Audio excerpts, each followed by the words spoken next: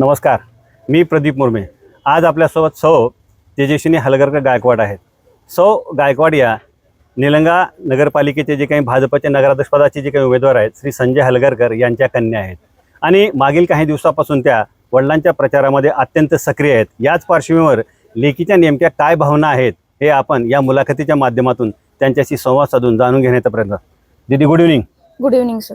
काय म्हणता नेमकं सध्या जर बघितलं आपण निलंगा नगरपालिकेची जी काही निवडणूक आहे अत्यंत जोरात म्हणा किंवा प्रचाराने कमालीचा वेग घेतलेला आहे आणि जी काही नगराध्यक्षपदाची जी काही उमेदवार आहेत श्री संजयजी हलगरकर आपले पप्पा आहेत। भाजपचे नगराध्यक्षपदाची जी काही उमेदवारी आहे त्यासाठी भारतीय जनता पार्टीमध्ये मोठी चुरस होती की उमेदवारी कोणाला मिळेल याबाबतची कमालीची उत्सुकता होती आणि एवढी चुरस असताना देखील भारतीय जनता पार्टीची जी काही पक्षश्रेष्ठी आहे यांनी आपले पप्पा श्री संजय हलगरकर यांना उमेदवारी दिली। काय भावना आहेत तुमच्या नेमक्या? एक मुलीच्या भावनेतून सांगायचं झालं तर मी खरंच भारतीय जनता पार्टीचे आणि आपले नेते संभाजी भैया पाटील यांचं मनपूर्वक धन्यवाद करते की माझ्या पप्पांना त्यांनी एक चान्स दिलाय की तुम्ही हे नगरपालिका सांभाळण्याचा, लोकांचं जे काही मत आहे ते ऐकून घेण्याची किंवा श्रवण करण्याची जी शक्ती आपण म्हणतो ते खूप कमी लोकांकडे असते आणि त्यातले एक माझे पप्पा आहेत असं मला सांगायचं आहे। त्यानंतर माझ्या पप्पांचं झालं तर ते अगदी 17व्या 18व्या वर्षापासून त्यांनी शेती पाहिलेली आहे। शेतीची खूप आवड असणारी व्यक्ती आहेत। शेती पाहत पाहत त्यांना 25व्या वर्षी बिझनेसचा योग आला जुळून। मग बिझनेसच्या योगामुळं त्यांना शेतीतून बाहेर पडण्याचा एक चान्स भेटला। आधी माझ्या आजी आजोबांमुळं सर्वांची ओळख त्यांची होतीच, पण जेव्हा त्यांनी बिझनेसमध्ये आले तेव्हा देखील त्यांनी जनसंपर्क तोडला नाही तर तो वाढतच गेला।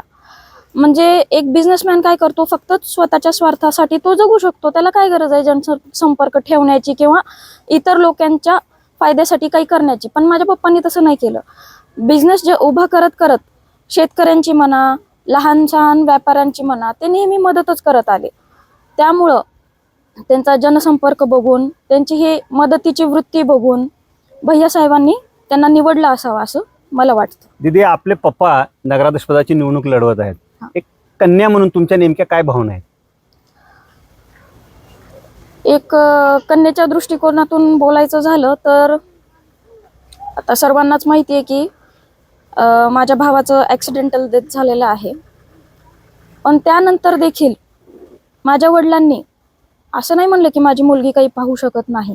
तेव्हा माझं शिक्षण सुरू होतं, माझ्या वडिलांनी मला डिरेक्टली माझ्या भावाच्या जागी बिझनेस सांभाळण्यासाठी उभं केलं। माझा मुलगा जसं बघू शकतो तसं माझी मुलगी का बिझनेस बघू शकत नाही, अशा विचारांचे माझे वडील आहेत। तर तुमच्या समोर जो नगराध्यक्ष तुम्ही निवडून देणार आहात तो अशा विचारांचा आहे की जो मुलामध्ये आणि मुलीमध्ये कधीच भेदभाव करत नाही। मी जन्मल्यापासूनच माझ्या वडिलांनी कधी माझ्यामध्ये आणि माझ्या भावामध्ये भेदभाव केलेला नाही।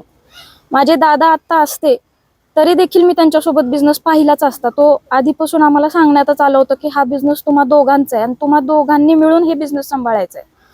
मग असा व्यक्ती जो घरातच भेदभाव करत नाही मुलगी आणि मुलगा या दोघांमध्ये, तो इतर लोकांना किती छान पद्धतीने ट्रीट करेल हा विचार निलंगेकरांनी करावा, म्हणजे निलंग्याच्या लोकांनी करावा असं मला वाटतं।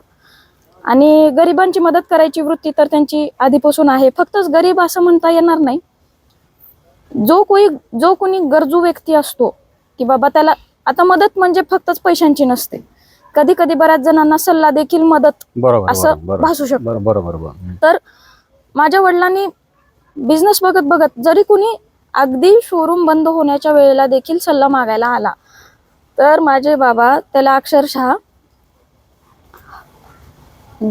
1-2 तास त्याच्यासोबत वेळ घालून त्याला सल्ला देऊन त्याचं मनोगत ऐकून घेऊन त्याला समजवूनच घरी पाठवतात। म्हणजे एखादा व्यक्ती म्हणू शकतो ना की बाबा माझी वेळ झाली आहे घरी जाण्याची, असं म्हणू शकतो, तू उद्या ये असं म्हणू शकतो, पण बाबा तसं कधीच म्हणत नाहीत। ते फार आवडतं मला त्यांचं, म्हणजे दुसऱ्यांसाठी वेळ काढतात। बिलकुल बिलकुल दीदी, आपले आजी म्हणा, आजोबा म्हणा, यांनी वैद्यकीय सेवेच्या माध्यमातून शहर म्हणा परिसरामध्ये फार मोठी सेवा केली असं बोललं जातं. हो. आता आपण तर वडिलांच्या प्रचारामध्ये कमालीच्या सक्रिय आहात, हो. सकाळपासून संध्याकाळपर्यंत आपण प्रचारामध्ये आहात. हो. तर या प्रचारादरम्यान तसाच नेमका तुम्हाला काय त्या अनुषंगाने त्या संदर्भात काय अनुभव येत आहे का, काय सांगता येईल आम्हाला? आता म्हणजे खरं सांगायचं झालं तर माझ्या शिक्षणानंतर हे पहिली वेळ आहे की मला प्रचारामुळे निलंग्यातील लोकांसोबत जुडता आलं, हा. त्यांचं सगळं ऐकून घेता आलं. हम्म. मी जेव्हा प्रचार करायला सुरू केला हम्म. तेव्हा सगळीकडं माझ्या आजीचं आजोबांचं कार्य जे जे झालेलं आहे हम्म. ते मला लोकांकडनं ऐकायला भेटलं. हम्म. काही लोक तर म्हणजे त्यातली काही लोक अशी होती ज्यांनी मला लहान असताना पाहिलेलं आहे आणि त्या लोकांची प्रतिक्रिया अशी होती की आम्हाला किती छान वाटते, आम्हाला असं वाटते की आमच्या घरातलंच कुणीतरी थांबलं आहे. आणि ह्या सगळ्याचं श्रेय जातं माझ्या आजी आणि आजोबांना, कारण कोणीही घरात असो आमच्या, त्यांना कधीच असं वाटलं नाही की आपण कोणत्या परक्याच्या घरात आलोय. माझी आजी आणि आजोबा डॉक्टर असताना नाही म्हणलं तरी एक 50-100 लोक आमच्या घरी असायचे, असं येत जात कंटिन्यू. आणि जो कोणी आमच्या घरी पाहुणा म्हणून यायचा त्याला जेवण न करता कधीच माझ्या आजी आजोबांनी पाठवलं नाही. त्यामुळे मग लोक जुडतच गेली. आणि आता प्रचाराच्या दरम्यान मला कळतंय की सगळे म्हणतात आम्ही तुमच्याकडे यायचो, आजी आजोबांशी बोलायचो आणि त्यानंतर देखील तुमच्या वडिलांसोबत आमचे खूप चांगले संबंध आहेत, आम्ही नेहमी शोरूमला येत असतो. हे अशा एकदम चांगल्या प्रतिक्रिया, म्हणजे त्यांना छान वाटतं लोकांना की माझे बाबा उमेदवारीसाठी उभे राहिलेत. आपले पप्पा नगराध्यक्ष म्हणून निवडून आल्यानंतर एक कन्या या नात्याने आपण निलंगेकरांसाठी म्हणजे शहरवासियांसाठी काय मागणार पप्पांकडे?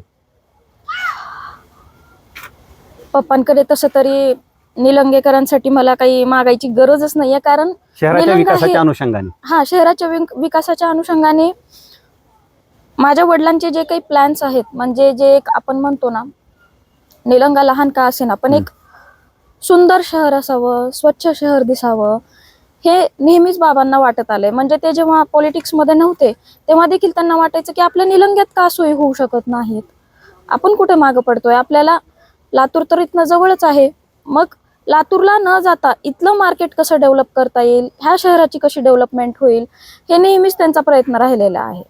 आणि इथल्या लोकांना जास्तीत जास्त सोयी देण्याचं त्यांचं स्वप्न आहे, तर ते स्वप्न ते खरं करून दाखवतील एवढंच मी सांगेन निलंगेकर. मतदारांनी तेजस्विनी गायकवाड यांच्या वडिलांना नगराध्यक्ष म्हणून का निवडून द्यायचं? ज्या व्यक्तीने स्वतःकडं कसलंही पद नसताना, स्वतः कसलेच पॉलिटिक्समध्ये ॲक्टिव्ह नसताना लोकांची मदत केली असेल, दानधर्म असेल किंवा लोकांबद्दल एक सद्भावना म्हणतो आपण, त्या सद्भावनेनेच नेहमी पुढच्याची मदत केलेली तो व्यक्ती आहे.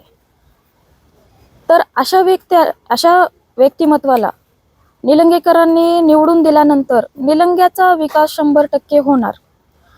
आणि निलंगेकरांनी अगदी हक्काने माझ्या बाबांकडे यावं आणि सांगावं की साहेब आम्हाला इथे इथे अडचण आहे, आमची अडचण तुम्ही सॉल्व्ह करून द्या.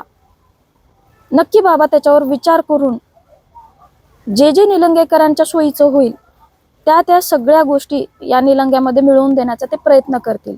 मग ते मार्केटमध्ये डेव्हलपमेंट असेल, निलंगा शहराला स्वच्छ ठेवणं असेल, निलंगा शहरामध्ये अंडरग्राऊंड गटर्स करणं, रस्ते स्वच्छ ठेवणं हे असेल, एका नगराध्यक्षाचं जे काही कार्य असतं ना, की आपलं शहर हे सुंदर शहर दिसलं पाहिजे, इथं सुशिक्षित लोक वाढली पाहिजेत, लेकरांना शिक्षण चांगलं भेटलं पाहिजे, अशा जे काही लोकांच्या भावना असतात ना, की आम्हाला निलंगा सोडून दूर जाऊन काही घेण्याची गरज नाही, अशा ह्या लोकांच्या भावनेसाठी लोकांनी माझ्या बाबांना निवडून द्यावं एवढंच म्हणेन मी. राजकारणामध्ये युवकांनी म्हणा, युवतींनी म्हणा, आणि विशेष करून जे काही उच्च विद्याविभूषित त्यांनी आलं पाहिजे असं म्हणलं जातं. तर आता आपण पण उच्च विद्याविभूषित आहात, मागील काही दिवसापासून पप्पांच्या निवडणुकीच्या अनुषंगाने आपण प्रचारामध्ये सक्रिय आहात. काय वाटतं खरंच युवकांनी म्हणा, युवतींनी म्हणा राजकारणात आलं पाहिजे? तुमचा काय अनुभव आहे? मागील 10-15 दिवसापासून आपण अतिशय सक्रिय आहात. म्हणजे मी तर म्हणेन की युवकांनी खरोखर पॉलिटिक्समध्ये येऊन पाहिलंच पाहिजे. आणि अशा तशाने सुशिक्षित युवकांनी येऊन पाहिलं पाहिजे, कारण सुशिक्षित युवकांकडे ज्या आयडियाज असतात आणि खरोखर जो सुशिक्षित असतो ना त्याला मनापासून सेवा करण्याचा भाव असतोच. तर तो सेवाभाव घेऊन जर कोणी पॉलिटिक्समध्ये आलं तर पॉलिटिक्स सारखं सेवाभाव करण्याचं दुसरं ग्राउंड म्हणा किंवा चान्स म्हणा हा दुसरीकडे आपल्याला तेवढा भेटतच नाही. कारण पॉलिटिक्समध्ये जेवढा जनसंपर्क आपण जोडू शकतो त्याला काही लिमिटच नाही आहे. आणि जनसंपर्क जोडून त्या लोकांची मदत करणं हे फक्त पॉलिटिक्समध्ये युवकांनी आल्यानंतरच शक्य आहे. पॉलिटिक्स हा खरं तर युवकांचाच विषय आहे. इथं पळावं लागतं, मेहनत करावी लागते, लोकांची मनं सांभाळावी लागतात आणि लोकांची जी कार्य आहेत ते पूर्ण करून द्यावी लागतात. त्यासाठी एक युवा नाही पळणार तर कोण पळणार आहे. त्यामुळं युवकांनी जास्तीत जास्त युवकांनी पॉलिटिक्समध्ये यावं आणि खरोखर सेवाभाव वृत्तीने त्यांनी सेवा करावी लोकांची. लोक नक्की त्यांना एक पॉझिटिव्ह प्रतिक्रिया म्हणतो ना आपण, नक्की त्या युवकांना पॉझिटिव्ह प्रतिक्रिया लोकांकडून भेटणार. हलगरकर आणि त्याचबरोबर गायकवाड हे जे काही दोन परिवार आहेत, या दोन परिवाराचे शहर व परिसरामध्ये फार मोठ्या प्रमाणात नातेवाईक म्हणा किंवा फार मोठा अशा प्रकारचा मित्र परिवार आहे. तर याचा तुम्हाला या निवडणुकीत फायदा होईल असं वाटतं? हो, आता माझ्या सासर आणि माहेर दोन्हीकडं म्हणजे माझ्या वडिलांच्या जशा जनसंपर्क आहे तसंच माझ्या सासऱ्यांचाही जनसंपर्क आहे. आणि ह्या दोघांनी जनसंपर्क जास्त ठेवल्यामुळे या निवडणुकीत त्याची मदतच होणार आहे आम्हाला. कारण जसे माझे बाबा आहेत तसेच माझे सासरे पण आहेत, त्यांनी पण कुणाला दुखवत नाहीत. त्यामुळं असं हसतमुख व्यक्तिमत्व हे दोघांचंही असल्यामुळे त्या व्यक्तिमत्वाचा आम्हाला निवडणुकीमध्ये 100% फायदाच होणार आहे. या मुलाखतीच्या माध्यमातून एक निलंग्याची लेख म्हणून आपण आपल्या बाबांच्या विजयासाठी निलंगेकरांना नेमकं काय भावनिक आव्हान करणार? मी निलंगेकरांना मनपूर्वक एक रिक्वेस्ट करते की तुम्ही कृपा करून माझ्या बाबांना निवडून द्या. का तर तुम्हाला ज्यांना ज्यांना असं वाटतं ना की निलंग्याचा विकास झाला पाहिजे, कुठेतरी एका देशामध्ये, आता भारत देश एवढा मोठा आहे, तिथं निलंग्याचंही आपल्याला नाव यावं, एक स्वच्छ नगरी, एक वेल डेव्हलप्ड सिटी असं म्हणून जर नाव यावं असं वाटत असेल निलंगेकरांना तर त्यांनी माझ्या बाबांना निवडून द्यावं. नक्कीच आपण वेगवेगळे प्रकल्प म्हणा, वेगवेगळ्या जे काही मदतीसाठी लोकांच्या इथल्या आपल्याला सोयी आणता येतील, नवीन चांगली टेक्नॉलॉजी घेऊन येता येईल, ज्या टेक्नॉलॉजीमुळं लोकांना मदतच होईल, हे सगळं बाबा आणण्याचा इथं प्रयत्न नक्कीच करतील. त्यामुळं ज्यांना वाटत असेल की निलंगा हे सुंदर शहर, स्वच्छ शहर म्हणून ओळखलं जावं, त्यांनी बाबासाहेबांना मत देऊन विजयी करा. एक वेळेस त्यांना मत देऊन बघा, ते नक्की तुमचं ऐकून घेतील आणि तुमचे काम पूर्ण करून देण्याचं दायित्व ते नक्की पूर्ण करतील. धन्यवाद दीदी, तुम्हाला मला वेळ दिलात, आमच्याशी संवाद साधलात आणि मनमोकळ्या गप्पा मारलात, त्याबद्दल आपले खूप खूप धन्यवाद.